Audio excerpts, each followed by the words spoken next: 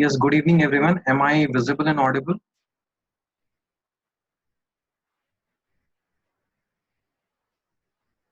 All right, let's start today's class. Today we'll start from question number 14. Question number 14 से हम शुरू करेंगे. The question is, how many multiples of 4 lies between 10 and 250?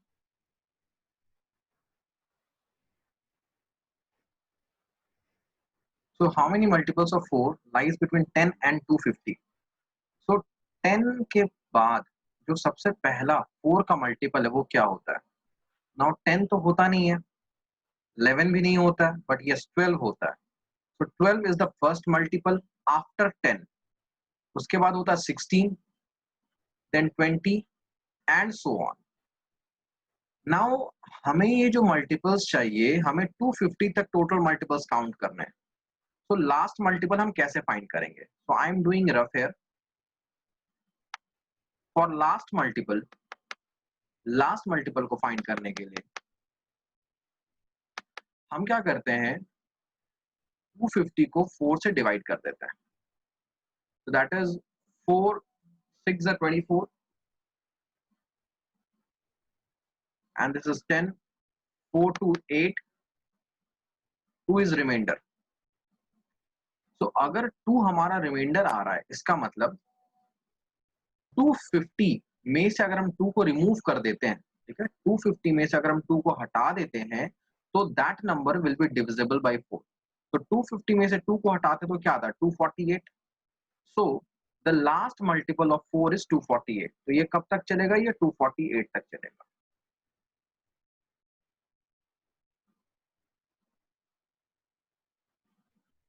So you have the AP now. AP है तुम्हारे पास. हम लिखेंगे given AP will be this one. So if now you have AP, you have to find how many multiples of 4. How many multiples of 4 का मतलब number of terms हमसे पूछा जा रहा है, right? How many multiples of 4 का मतलब it has been asked what is the number of terms of this AP. So here A is equals to 12, B is equals to 4 and last term, मैंने क्या बोला था, जो last term होता है उसको हम AN ले लेते हैं. हमने तो let AN is equals to 248. So now put the formula. As we know that an is equals to a plus n minus 1 into d. तो जब हम वैल्यूज पुट करते हैं, ये आता है 248 is equals to 12 plus n minus 1 into 4. तो solve it out and find the value of n. n की वैल्यू बताओ क्या आ रहा है.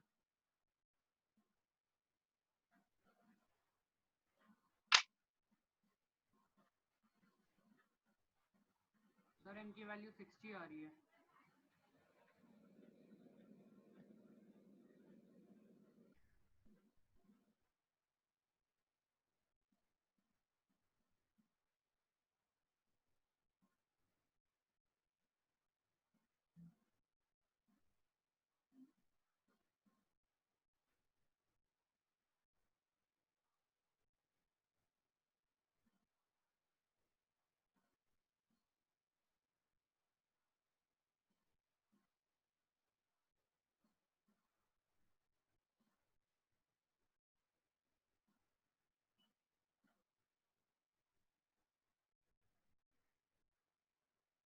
So for most of the student n की वैल्यू 60 आ रही है.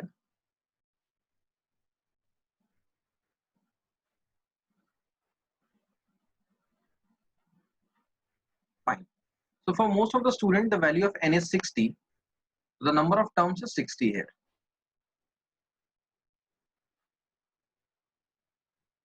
हम इसे चेक कर लेते हैं. यहाँ पे 12 जब इधर आ जाता है तो 248 minus 12 it becomes 236 is equals to n minus 1 multiplied by 4.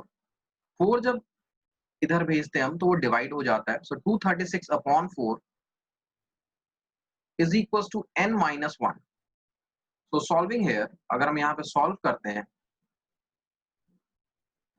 तो n की वैल्यू आ गई 4 से हम कट करते हैं 4 5 20 और 4 9 36. So 59 is equals to n minus 1. So the value of n will be 59 plus 1. ये इधर आएगा तो plus 1 हो जाएगा. So it will be 60. There are 60 terms, that is 60 multiples of 4 lying between 10 and 250. 10 और 250 के बीच में there are total 60 multiples of 4.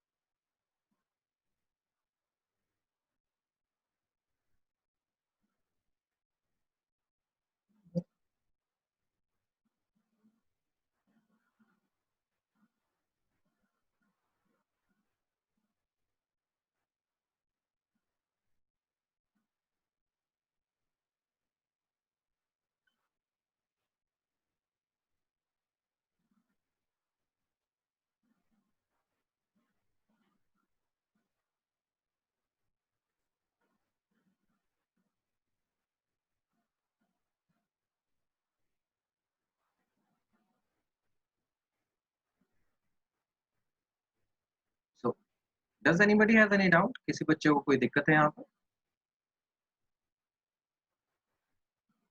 Okay. So we will move to question now.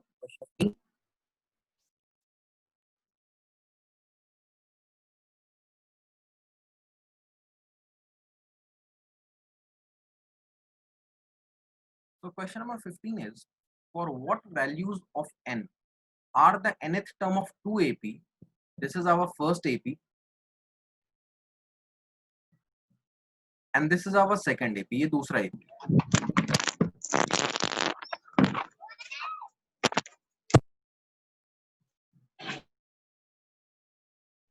तो ये हमारा दूसरा एपी है. कहा जा रहा है for what values of n are the nth term of 2ap equal. तो the nth term is equal, right.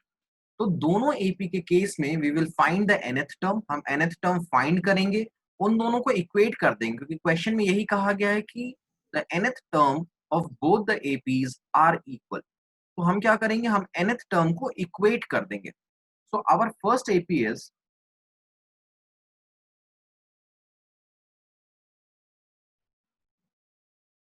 63, 65, 67 and so on.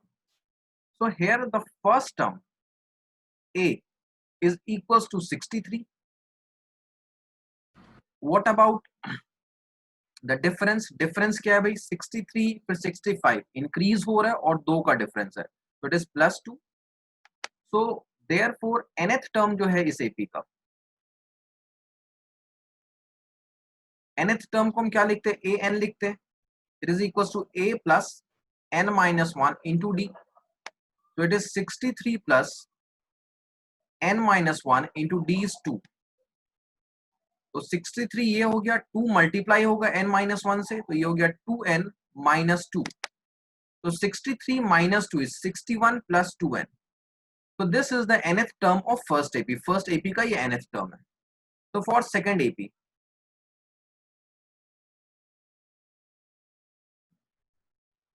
Second AP जो है that is 3, 10, 17 and so on. So here जो first term है, देखो first term हमने शुरू में first AP के लिए हमने ए लिया है, तो यहाँ पर हम ए नहीं लेंगे, ठीक है, कोई दूसरा टर्म ले सकते हैं. सपोज मैं ए डैश ले रहा हूँ, राइट, क्योंकि मैंने a as a first term first AP में यूज कर लिया है. तो सेकंड एपी के फर्स्ट टर्म को डिनोट करने के लिए I will not use the same alphabet, मैं कुछ चेंज ले आऊंगा. तो मैंने ए डैश ले लिया है, तो ए डैश यहाँ पर फर्स्ट टर्म ही है.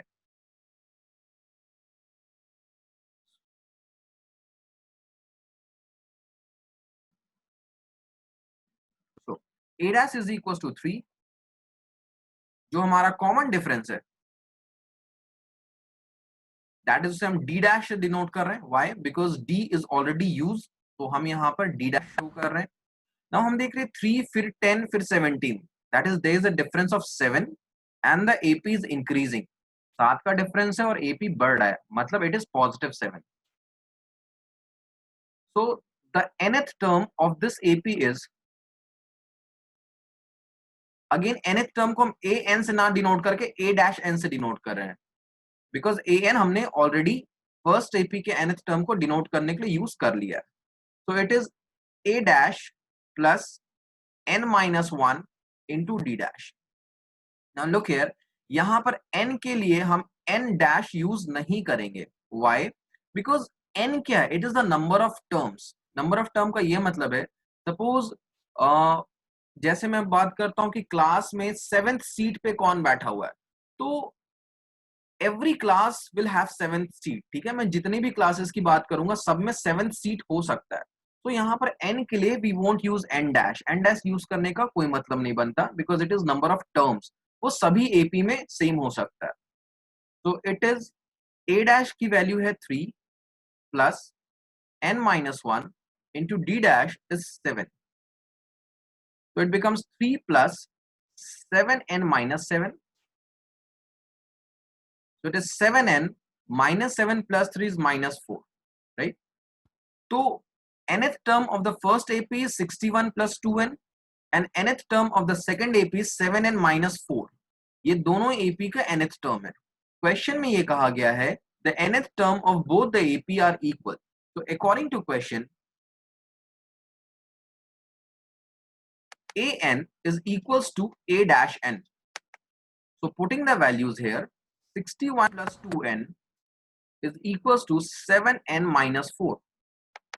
इसे हम सॉल्व करते हैं, तो 2n को मैं इधर भेज देता हूं, तो 7n minus 2n it becomes 5n, और 4 को मैं इक्वल टू के लेफ्ट हैंड साइड में ले आता हूं, तो 61 plus 4 becomes 65. Now the value of n is 65 divided by 5, that is 13.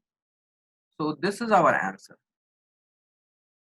So दोनों एपी का जो 13th term it will be equal. ठीक है, दोनों जो 13वां term 13th term it will be equal. This is our answer.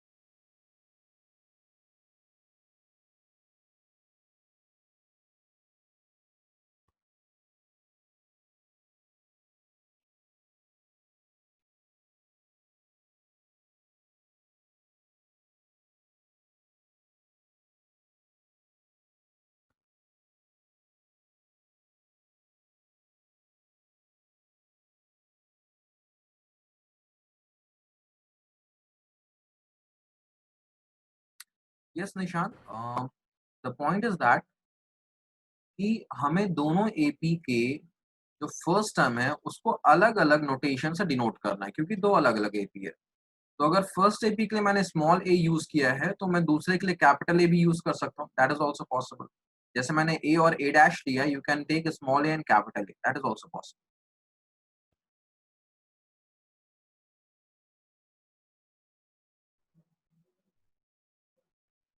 So once you have copied the question, do let me know in the chat box so that I can move on to the next question.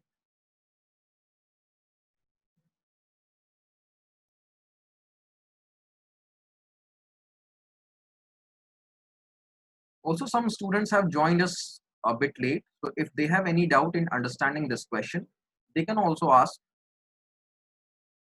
their doubts.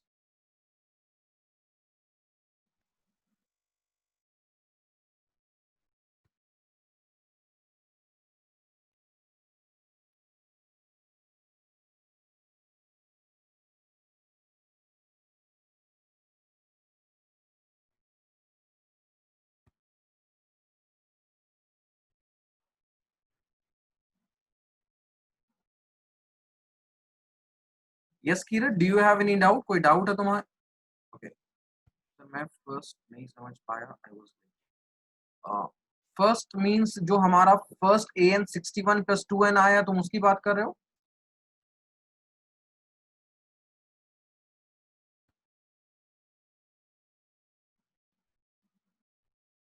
Oh, yeah. Question number 14. मैं बाद में समझा दूंगा, या तो session and करते वक्त I will explain again. इसके पहले मैंने जस्ट एक ही क्वेश्चन करवाया था, और एल्स द सेम जो मैं अभी पढ़ा रहा हूँ it is being recorded, so it will be uploaded to the YouTube channel by tomorrow morning. तो तुम वहां पे भी दोबारा देख सकते हो उस चीज को पूरा।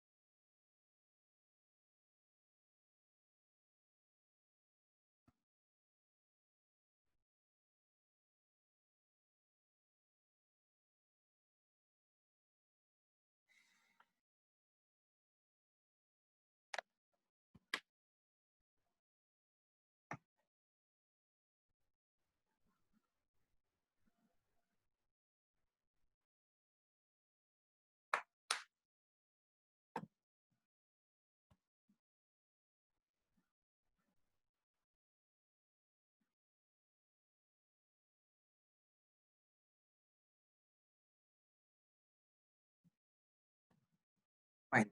Should we move on to next question? All right.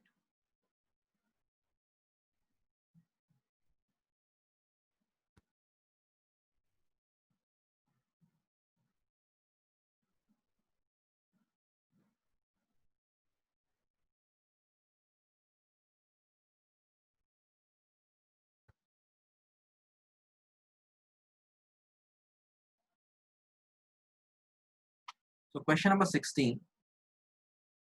Determine the AP whose third term is 16 and the seventh term exceeds the fifth term by 12. तो ये जो हमें क्वेश्चन है, यहाँ पे हमें फर्स्ट टर्म नहीं पता, हमें कॉमन डिफरेंस नहीं पता। जब हमें फर्स्ट टर्म और कॉमन डिफरेंस नहीं पता होता है तो हम क्या करते हैं, उसे ए और डी मान लेते हैं। So let A be the first term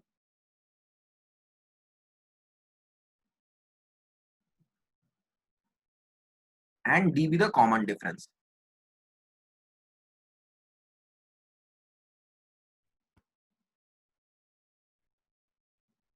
So question में क्या दिया हुआ, थर्ड टर्म में 16।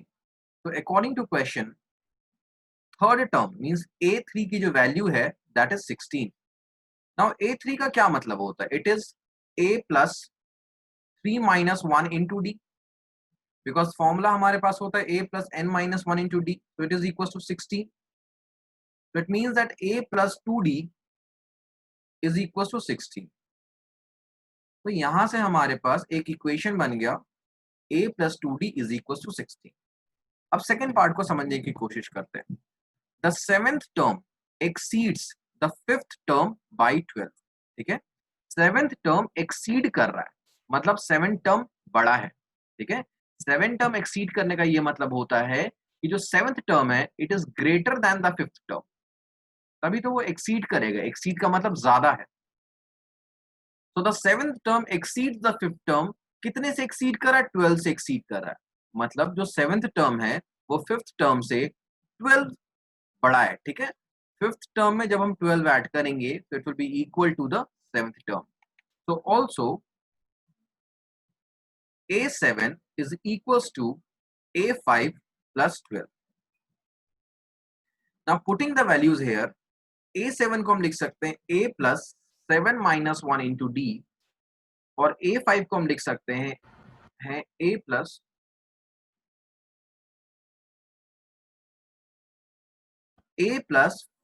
5 minus 1 into D प्लस 12। ठीक है, जो ऊपर का प्लस 12 था उसको मैंने यहाँ पे नीचे में लिख दिया।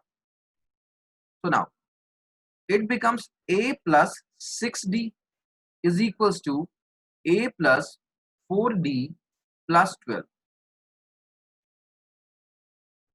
अब यहाँ पे देखो दो बातें हैं, या तो तुम चाहो तो ए दोनों साइड से कट कर सकते हो क्योंकि ए का साइन सेम है। अगर किसी को इस बात में दिक्कत होती है तो जो भी अल्फाबेट वाला टर्म है, वेरिएबल वाला टर्म है, सबको एक तरफ ले आते हैं। तो that is A plus 6D यहीं पर है, ये A इधर आएगा तो ये हो जाएगा माइनस A, और 4D इधर आएगा तो ये हो जाएगा माइनस 4D। 12 को हम राइट हैंड साइड ही रहने देते हैं। So now see here, minus a plus a, ये cancel हो गया. 6d minus 4d is 2d. It is equals to 12. तो d की वैल्यू आ गई 6. So once we have the value of d, we can find the value of a also. So put d is equals to 6 in first equation. So it is a plus 2 into 6 is equals to 16. So it is a plus 12 is equals to 16 और a is equals to 4. Question में हमसे ये पूछा गया था determine the AP, AP find करो. तो जो एपी होता है, so the AP is, so this is the part of rough, ये rough है.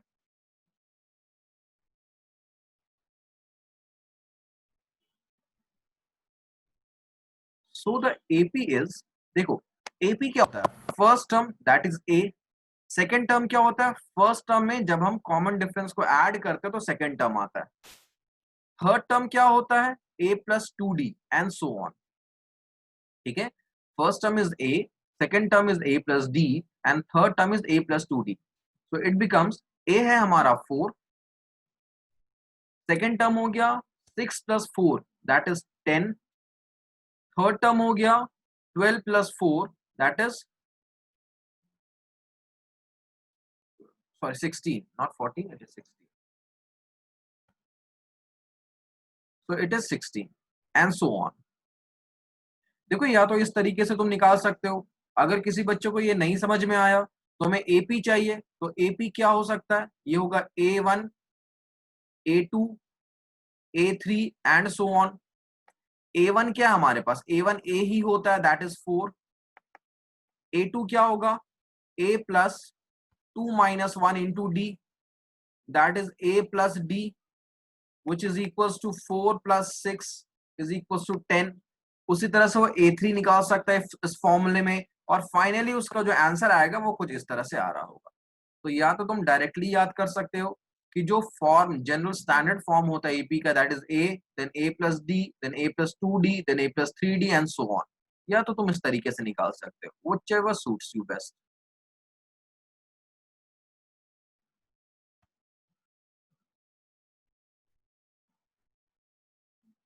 So once you have done the question, please let me know in the chat box so that we can move on to next question.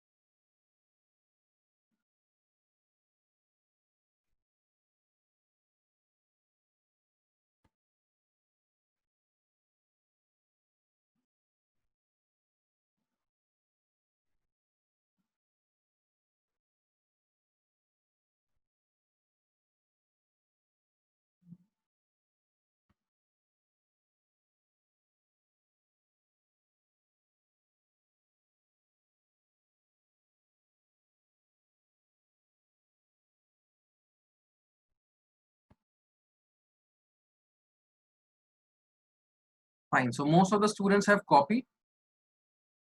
So we will move on to next question.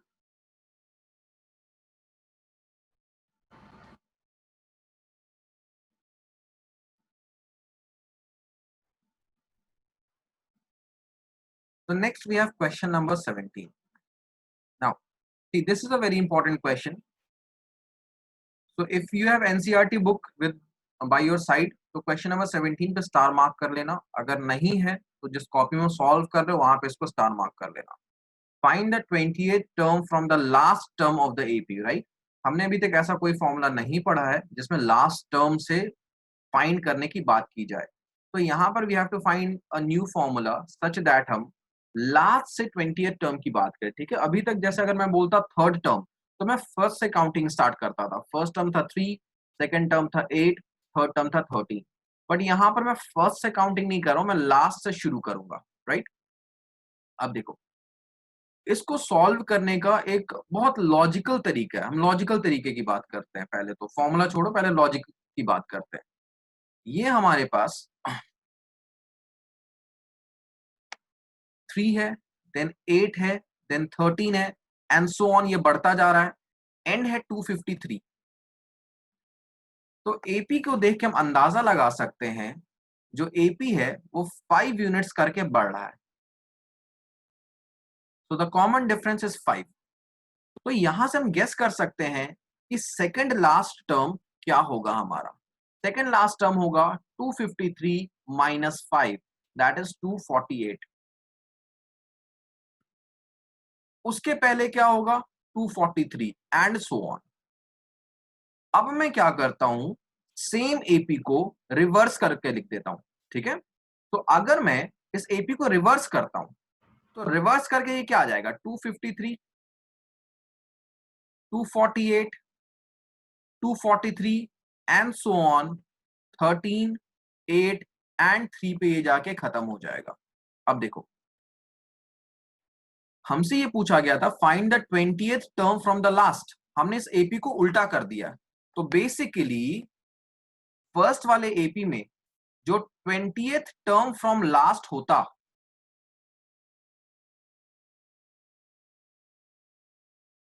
वो second वाले AP में 20th term from first है।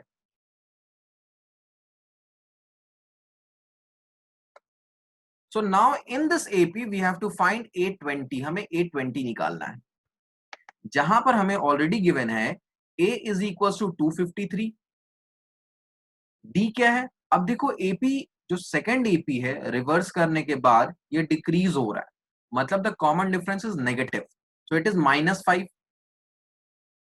तो we have to find 820 means n is equal to 20। तो simply हम यहाँ पे 820 find कर सकते हैं, which is a plus 20 minus 1 into D, which is 253 plus 19 into -5।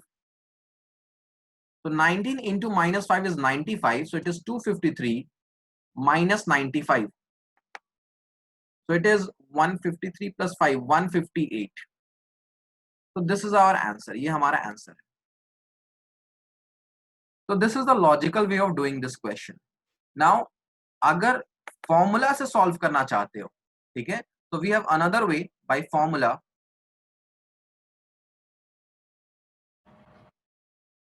By formula जो last term होता है उसको हम एल एन से डिनोट करते हैं, ठीक है। फर्स्ट टर्म को ए एन से करते थे, मतलब अगर मान लो कहा जाता था फिफ्थ टर्म, तो फिफ्थ टर्म का क्या मतलब होता था, A5 हम लिखते थे उसे। तो अगर लास्ट टर्म की बात करें तो उसको हम एल से डिनोट करेंगे, ठीक है। L N is equal to L minus N minus 1 into D. यहां पर एल एन जो है वो तो लास्ट टर्म है, ठीक है। तो एल जो है हमारा, L is the last term. जैसे इस एपी में लास्ट टर्म क्या था 253 था। एन जो भी हमसे टर्म पूछा गया, ठीक है, नंबर ऑफ टर्म, जैसे यहां पर हमें हमसे क्या पूछा गया था 20th टर्म, तो यहां पर ये एन हो जाता, एंड डी होता कॉमन डिफरेंस। क्योंकि फॉर्मूला लगाने के लिए हमें एपी को रिवर्स करने की जरूरत नहीं होती, हम जो एपी गिवन है उसी में फॉर्मूला लगा रहे होते हैं। तो उस केस में जब हम फॉर्मूला लगाते हैं तो ये क्या होता है, L20 हमें फाइंड करना था, 20th term from the last, it is L is 253 है, माइनस n क्या है 20 माइनस 1 इंटू डी, डी क्या है हमारा 5, ठीक है। यहां पर मैं डी को नेगेटिव नहीं लूंगा क्योंकि मैंने एपी को चेंज नहीं किया, रिवर्स नहीं किया, जैसा चल रहा था एपी, जो क्वेश्चन में दिया हुआ था उसी को मैं सॉल्व कर रहा हूं। So it is 253 minus 19 into 5. So you can see that the calculation almost same आ चुका है. 253 minus 95, which is equals to 158. So you can do the question by both the method. This is method 2 मैं इसे लिख देता हूं, and this is method 1. अभी अपने copy में दोनों मेथड नोट डाउन कर लेना, एंड देन जब रिवाइज कर रहे होगे तो सी योरसेल्फ कि which method suits you best. जो भी मेथड अच्छे से सूट करता है उसे तुम सॉल्व कर सकते हो. दोनों मेथड सही है, दोनों में से किसी में मार्क्स नहीं कटने वाले हैं. Here I'll write after reverse.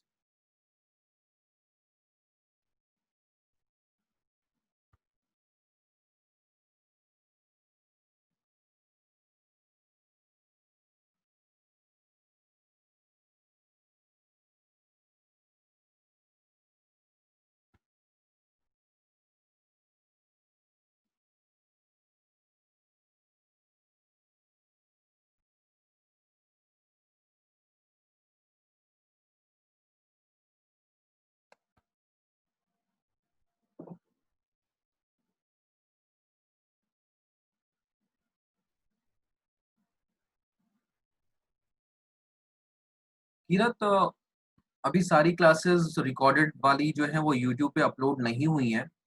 कुछ क्लासेस जो थी उनके डेटा में कुछ प्रॉब्लम हो गया तो वो अपलोड नहीं हो रही है. जो जो क्लासेस मेरे पास रिकॉर्डेड अवेलेबल है उनको मैं यूट्यूब पे अपलोड कर दूंगा. बाकी जिस क्लासेस का मेरे पास जो डेटा है वो करप्ट हो चुका है या डेटा नहीं अपलोड हो पा रहा, वीडियो फाइल में कुछ प्रॉब्लम आ रही है, तो मैं उन क्लासेस के लिए I will make recorded videos and I will upload those recorded videos.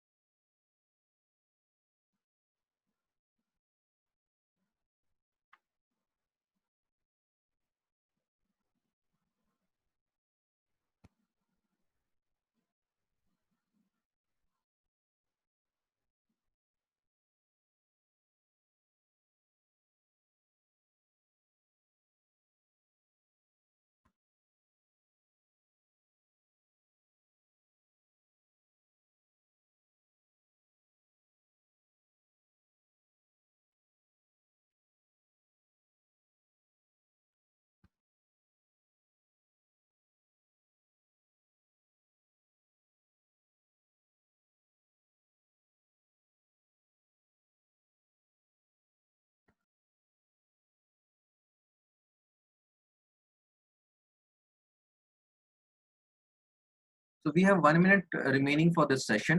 Once this session will end, you have to join the same link again.